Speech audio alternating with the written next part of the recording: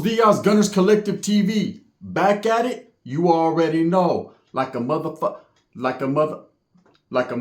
smack at it. Bye, remix. Bye. In a menudo style in direct fashion, man, we're going to get straight into the content of the day. You see the thumbnail, but before we do, let's hit that like and subscribe button. Put your notification bell on all so that way you're directed in the direction of the dope content that I've been kicking. And I highly appreciate all the support that I've been getting. Gracias, man. We're going up and not going down.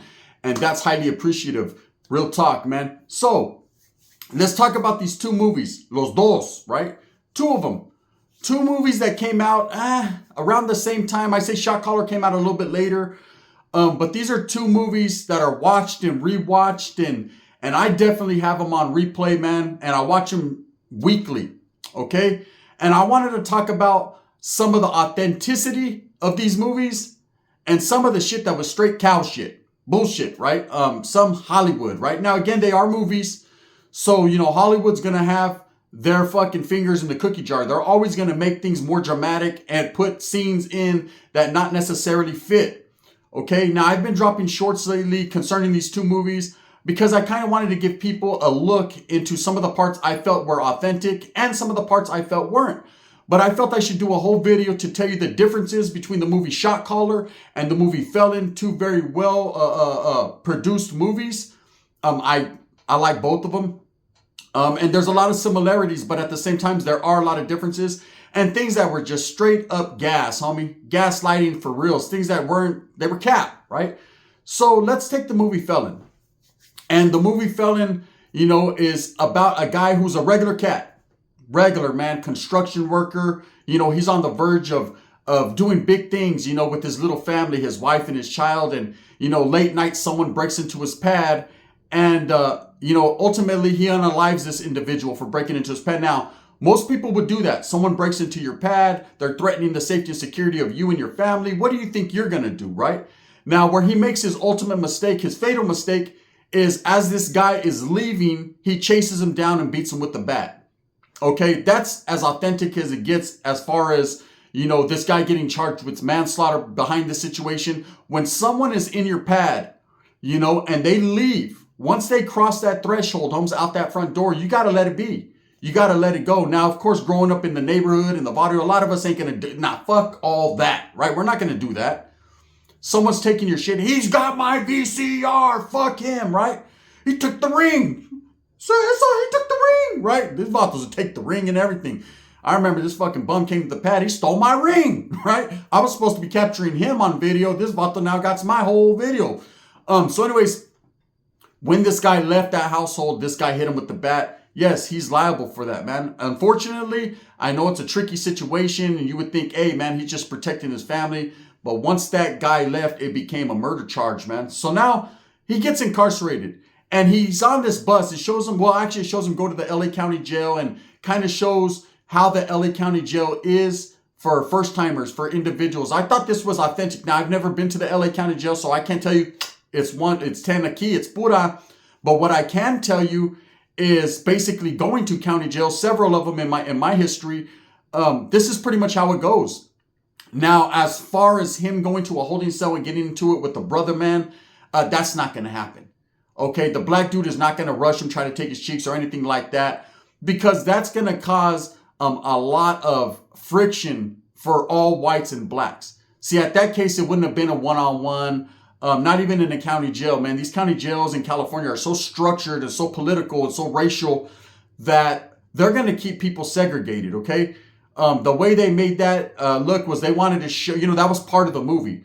But as far as the black and white issue of a black guy rushing a white guy, was not going to happen unless they had some type of personal beef. Now, of course, in the movie, they made it look like he was staring at him or the guy just wanted to bully him and kind of pick the fight. But again, because of politics and racial lines, man, in California, that would never happen. So that right there I called cow shit like a manure, right? The shit that landed in Biff Tannen's truck or in his car, because this is the truth. If a brother man rushed a white guy or vice versa, the whole cell would have popped. Everybody that was in that holding tank would have got off. Any white guy, any black guy would have got off because, man, it's a one jump, all jump thing. You're not going to rush anyone or touch anyone of a different race without that being cleared, Holmes, without, definitely everyone being involved. So that was nonsense. But anyways, that's Hollywood for you. They want to make it as dramatic as possible. So now this guy's on a bus going to prison, and he meets a youngster. And the youngster's kind of lacing him up, gauging where his head's at or whatever, right? And this youngster, you could tell, is a little hyphy. He's all into it. He likes the fact of going to prison. And that's the truth. There's several individuals, they feel like they've achieved. There's a lot of street gang members that going to prison is on their bucket list. That's part of the gang lifestyle. Hey, homie, I made it. Especially when guys would go to places like Salinas Valley, High Desert, Pelican Bay. They finally made it. They're finally one of the fellas. They feel like, they're going to gain respect from their homeboys on the streets and for themselves, because that's what they're striving for. That's what's called striving. Where most people, they're trying to strive to get out of a situation. These guys are trying to strive to become further involved. So anyways, a pegada goes down on the bus. Now, I suppose it could happen. I've never seen it happen. More than likely you're properly secured. I have seen people headbutt people, spit on them, kickbox a little bit, but I've never seen anyone get blasted on a bus. I think that was a little Hollywood, man. Again, you have to look at the timeline and the periods, earlier, in the earlier years, the early 90s, the 80s, I suppose, it was a little bit more relaxed in the security situation. Now I know they have this black box that they put on you, and it kind of secures your hands, and it's to your stomach, the belly chains. And then of course you got chains on your legs, and usually them motherfuckers put them on them tight, depending on what CO is working that day, man. He's biting into your skin one time for your mind. Everybody could barely walk. You're doing the crab's worth, and that's what it is. You're doing the Krusty Krab when you're walking out of there, off that bus. So to see a pegada go down like that again was Hollywood. I call cow shit, because I never seen it personally, but I suppose it can be possible. But again, man, that was just to show the part of the movie. So now this guy gets incarcerated, and he gets left with the shank, the piece. And as you can see in the movie, the guy that does the pegada, that does the hit, actually hands the piece off to this youngster, and this youngster bitches up, gets scared, and throws it in the lap of the other guy. Now this guy holds his mud. So when he's questioned about the situation and he's told, hey man, you could easily give this guy up, he, not knowing, being a first termer, he's pretty scared, man. He's scared of putting himself in any type of bad situation. He just seen a dude blast a dude in the neck. He don't know for what. So of course he's not going to speak on that guy's name. He's not going to say shit. So he holds his mud, and he ends up catching a shoe term right off the bus. Now, can you catch a shoe term right off the bus? Absolutely, man. If you get caught up in a situation and they feel like, maybe you headbutt someone, spit on them, and they feel like, hey, you know what? You're a threat to the safety and security of the mainline, the general population or whatever. You're going to have two places to go. Either you're going to fucking back up and roll it up and go to a SNY yard and you're no longer functioning, or you're going to take your ass to administrative segregation and to the shoe.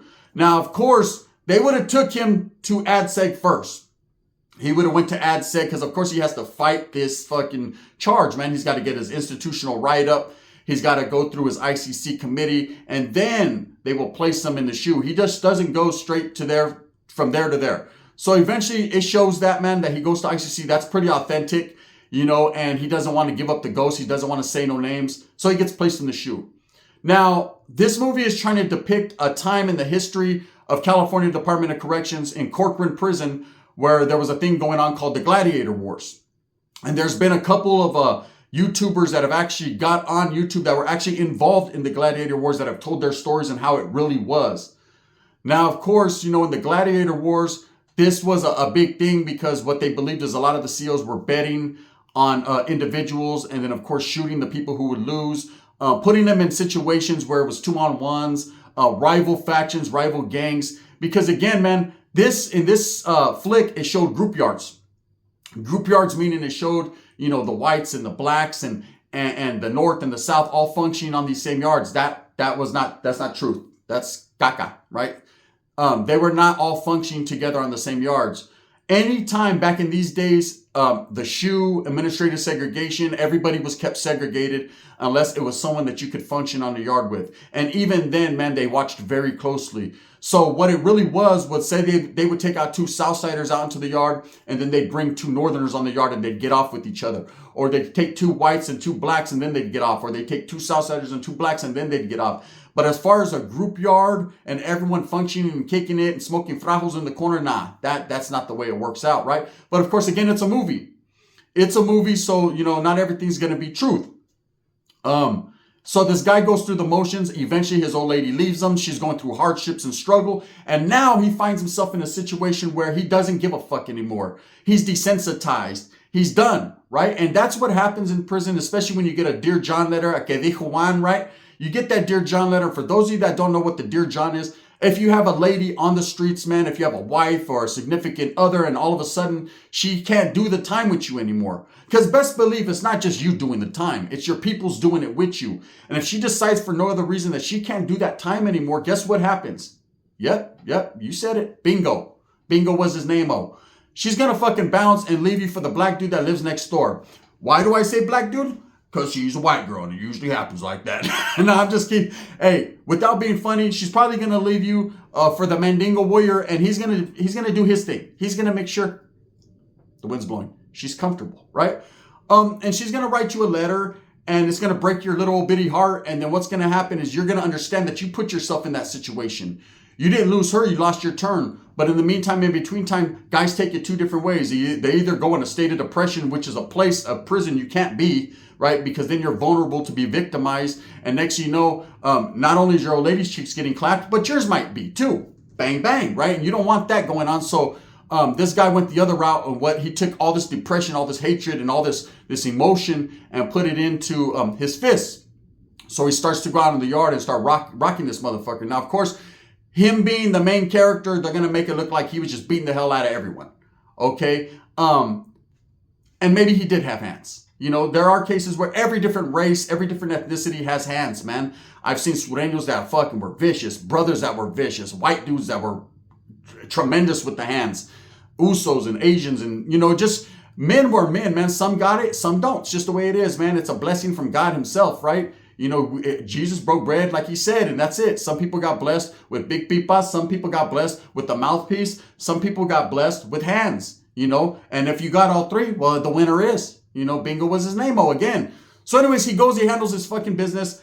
And then it's showing you, kind of how grimy it was with these officers and what they were doing. And a lot of that is truth. A lot of that is facts. A lot of the shit that they were showing and depicting in this movie did happen, man, in real life. There were several individuals that lost, limbs or their lives behind these gladiator wars that went on. So anyways, at the end of the movie, of course, they went Hollywood with it, and he's able to get his runbacks and devise his plan. And ultimately, man, his cellie loses his life. And, there was one part in the movie that I actually made a short out of where his cellie is giving him the politics, the rundown. He says, I'm going to be the good old veterano and give you the rundown. And he was pretty much accurate with that. He was pretty much accurate with what he was telling him about the politics. And he says, if it ain't white, it ain't right, brother, for us, right? Basically is what he was telling them, that stick to your own.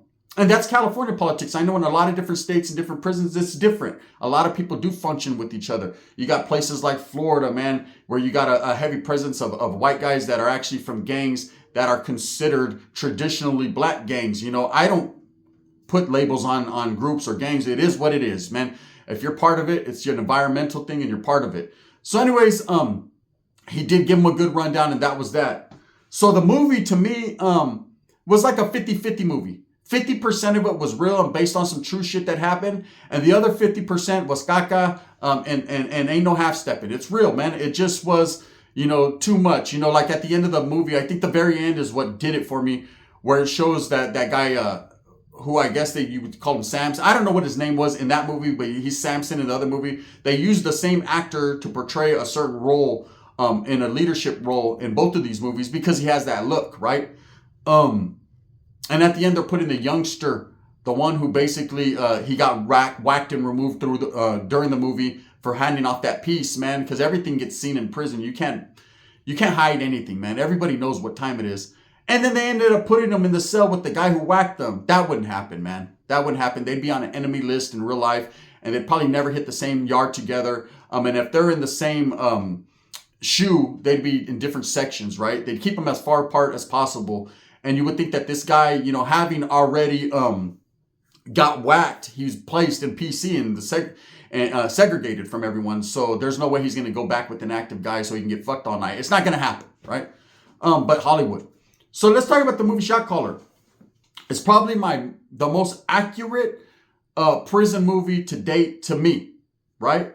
The reason being, man, right from the gate when it starts off, they're walking into the shoe. You see a CO walking into the shoe. Someone, unalived himself, allegedly. His celly's getting jammed up for it. And it's showing this guy get out. It's his date, And the way the CO reacts, hey, man, it's going to be a fucking mess all day. He's telling the truth. When something happens, it's going to be an all-day thing. They got to fill out paperwork. They got to investigate.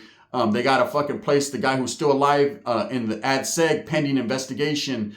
A lot goes into it. So what he said was actually truth when he said, man, let me get you up out of here, Holmes. And a lot of people, if they respect you, and there's a lot of CEOs that have a lot of respect for a lot of the convicts and the inmates that are incarcerated, would go out of their way to do that. Some won't. Some will be like, well, I guess you're going to have to wait your ass right there all day long until we're done with this. Usually they're going to release you from prison. It's going to be first thing in the morning. You're going to be released about 5, 6 in the morning. They're going to take you to R&R, dress you out. If you have a parole package that's sent in, they're going to have your parole package right there with the clothes that your family member sent you from the streets. If not, you're going to throw on some gray sweats or whatever you have, man, some of them bubble gums and whatever shoes you're rocking, a white tee and maybe a sweater if you have it and a beanie and you're out, right? That's how it is. Most people that parole leave their belongings behind. I've seen one guy who was a black dude. He paroled with everything, his canteen, everything. And I just looked at him like succotash. You a cold motherfucker, right? Usually you leave your TV, your radio, your headphones, all your property to the homie, to your celly or to your camaradas, your homeboys.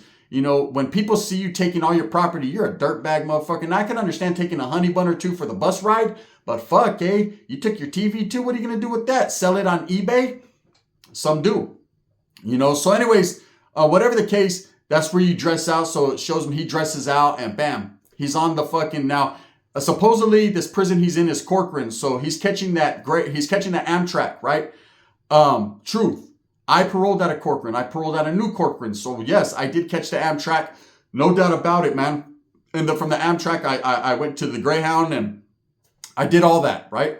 So that's truth, man. You will see people in that area, man, getting out of prison. Of course, you see the lady. She's guarding her fucking purse. You can see her whispering. The dude's all, he just got out of prison, all PC, all scared, right?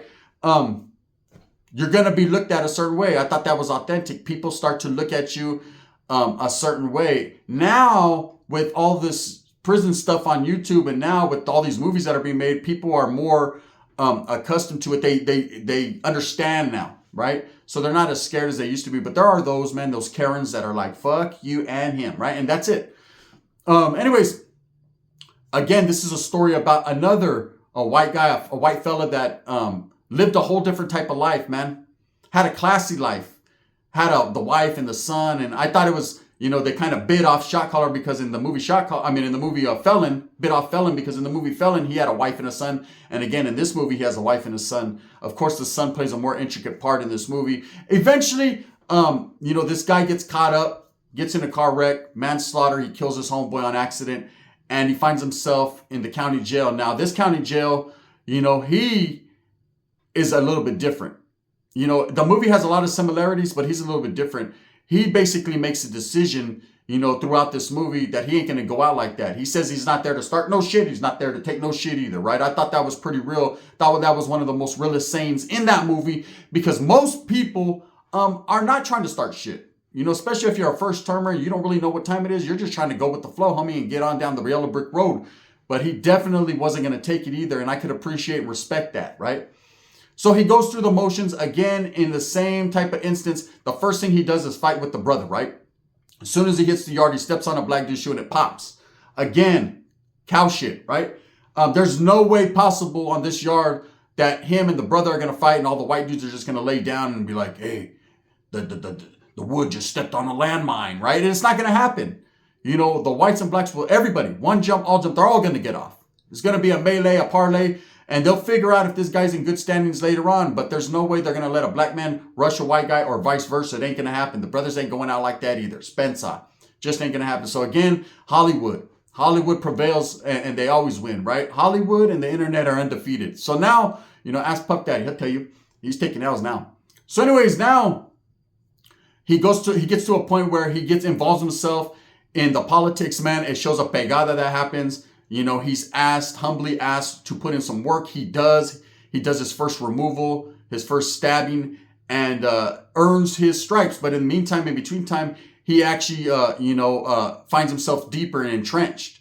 But you can see in the movie, throughout the movie, he's kind of like at odds. Like, man, he cares about his family, and he feels the only way to protect his family and the only way to get out, man, is to just live. To do what he has to do in there. He'll separate it from his life when he gets out. Understandable. A lot of people do some things they wouldn't necessarily do on the streets, but now they have to get out and, and live that life. So anyways, he finds himself involved in a riot. Truth, man, shit pops off. When it does. The yard goes down, and he gets caught on camera doing, handling business with a piece, protecting someone else. Now he's locked up, right? For those of you that don't know, he's locked up and he catches that shoe term. Now in the shoe term, man, he gets pulled in further into a prison organization, a gang, man, and he dedicates himself to that. So now he's obligating himself. Now he's made a choice to obligate himself. And I think the fact that his old lady was going through the motions again, a woman that doesn't want to do the time with you or can't, and you got to expect in these movies, these women, man, they don't live that lifestyle. There's a lot of women that, a lot of us go in and out of prison. They're used to that shit. Hey, they already know what it is. Send the panty flicks and the fucking commissary in a package. That's what it is. I'm over here spitting like Wes Watson. That's just what it is, right? But in real life, in the meantime, in between time, a lot of these women that never been involved in that, they're not going to do that. They're not going to sit down with you. Sorry.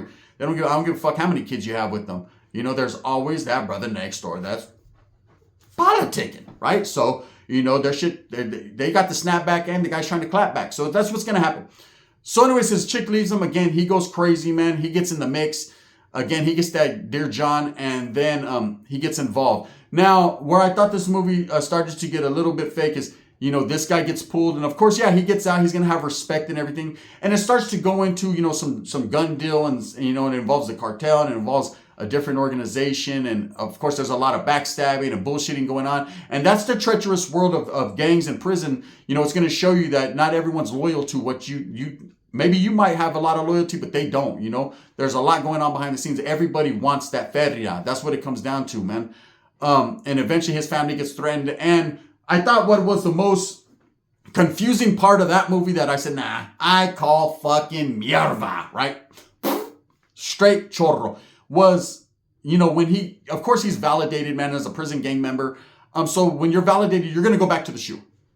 You're going to go back to the shoe. I guess 9 times out of 10 from what I've heard, you can go back to the exact shoe that you paroled from. But, there were several shoes in the state of California, not just Corcoran. Tehachapi had one, as well as Pelican Bay, the most notoriously known one, right? So for this guy to plan and execute this movida he was going to put down and be sent right back to Corcoran, I don't know if that's true. Maybe they could have sent him to Pelican Bay, could have sent him anywhere. He would have just got there with a cuff key and a fucking razor up his ass and been in a whole place 1,000 miles from the guy who could have did the dirt on him.